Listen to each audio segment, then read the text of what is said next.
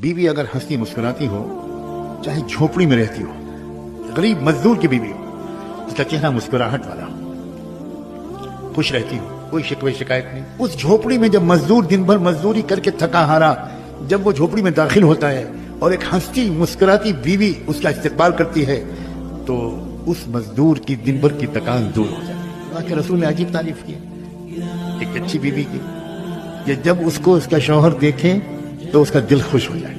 हमारी घर की औरतें जब कहीं जाती हैं तब तो 2-3 घंटे तक सजावट और मेकअप में लगाती हैं और कई मिनट लगते हैं उनको ये इंतखाब करने में कि कौन सा सूट पहने।